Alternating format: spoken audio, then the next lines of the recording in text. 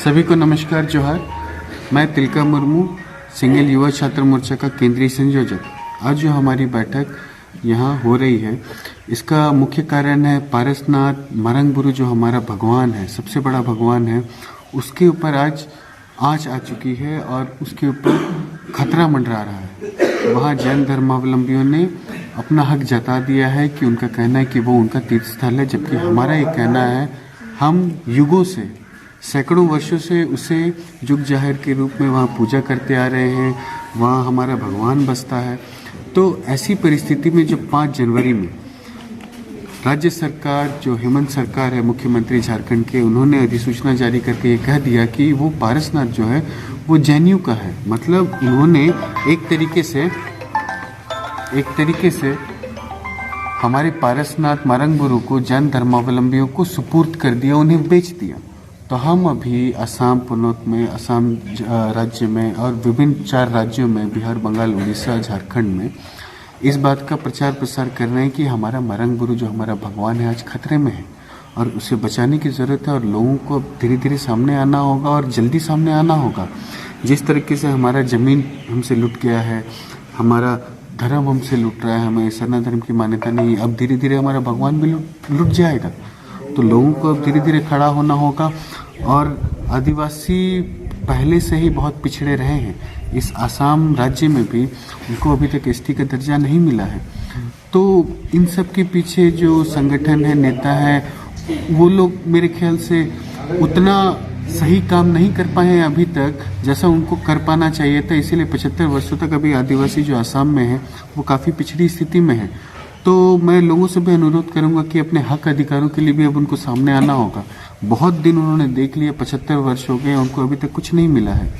तो ज़मीन की लड़ाई के लिए भी, नौकरी की लड़ाई के लिए भी, एसटी के दर्जे की लड़ाई के लिए भी और मारंगबुरु के दर्जे के लिए भी अब उनको सामने आना होगा। और आखिरी में मारंगबुरु के ऊपर मैं यही कहना चाहूँगा कि इस देश में धर्म के नाम पर राजनीति भी होती है, धर्म के नाम पर बाबरी मस्जिद भी गिराया जाता है। तो अगर आदिवासियों की धार्मिक आस्था पर अतिक्रमण होगा तो आदिवासी भी चुप नहीं बैठेगा।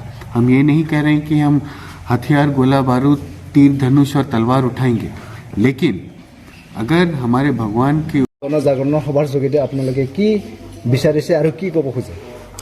प्रथमे सकलोके नमस्कार और जोहार।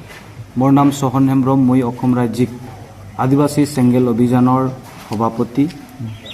तो मारंगबुरु बचाओ अभियानर जरिए आमी एटुई बुझाब विचारूँ जे आपनालोके निश्चय जाने झारखंडर गिरिडीह जिलात अवस्थित जिखन प्रासनाथ पर्वत बुली कोआ हय, এই प्रासनाथ पर्वतखन बास्तवत आमार आदिवासी सकলৰ मारंगबुरुहे हय। जी मारंगबुरुक आमी आदिवासी सावताल सकले आमार पूजनीय स्थलत प्रथमत आमी मारंगबुरुके पूजा अर्चना करूँ। यदि मारंगबुरुक आमी पूजा नकरूँ तेतिया हले आमार समाजर जिकोनो पूजा पद्धतित माने आगबढ़ाई লৈ যাব নোৱাৰো। সেই हेतुके जुआ 5 জানুৱাৰী 2023 झारखंडर हेमंत सोरेन सरकारे केंद्र सरकारक एटा पत्रर जरिए जनाय जे এই प्रासनाथ पर्वत अर्थात मारंगबुरुखन जैन धर्मीलम्बी सकলৰ হয়। हेया आमी तीव्र आदिवासी सेंगेल अभियाने तीव्र विरोधिता करिছোঁ। कारण 1911 सनते ब्रिटिश थका समयते ब्रिटिश प्रिवी काउन्सिलत हेइटुर সময়তো जैन और सावताल आदिवासी सकলৰ মাজত এই पर्वतखन লৈ विवाद হৈছিল। সেই विवादत তেতিয়া ब्रिटिश प्रिवी काउन्सिले आदिवासी सावताल सकলৰ হৈ সিদ্ধান্তটো দিছিলে, আমাক দিছিলে, আমাৰ হৈ আমাৰ পক্ষত সিদ্ধান্তটো গ্ৰহণ কৰিছিলে। কিন্তু আজিৰ সময়ত JMM হেমন্ত সোৰেন চৰকাৰে কোনটো যুক্তিত যে মাৰাংবুৰুক জৈন সকলক গতাই দিব বিচাৰিছে সেয়া আমি কেতিয়াও মানি ল'ব নোৱাৰো। ইয়াৰ কাৰণে যোৱা 17 তাৰিখৰ পৰা ভাৰতৰ 5খন ৰাজ্য বিহাৰ, বেংগল, উড়িষ্যা, ঝাৰখণ্ড লগতে অসমতো যেহেতু আদিবাসী চেংগেল অভিযানে ভাৰতৰ 50খন জিলাত কাম কৰি আছে, গোটেই জায়গাতে আমি ইয়াৰ সজাগতা সভা বা জনজাগৰণ কৰি আছো যে আমাৰ মাৰাংবুৰুক আমি যেনে তেনে হলেও বচাবই লাগিব। কাৰণ মাৰাংবুৰুক লৈ যোৱা মানে আদিবাসী সাঁওতাল সকলৰ ডিঙি কাটি মূৰটোকে লৈ যোৱাৰ দৰে এটা কথা হয়। এই হেতুকে সেইটো কেতিয়াও গ্ৰহণ কৰা নহয়। আৰু 17 তাৰিখৰ পৰা এই আমাৰ মাৰাংবুৰু বাঁচাও যাত্ৰাটো আৰম্ভ হৈছে। ইয়াৰ যাত্ৰাৰ প্ৰতিনিধিত্ব আমাৰ কেন্দ্ৰীয় সভাপতি সন্মানীয় ছালখান মুৰ্মু ডাঙৰীয়াই নেতৃত্ব কৰিছে। সেই হিচাপে আমিও যোৱা 20 তাৰিখৰ পৰাই ওলাইছোঁ।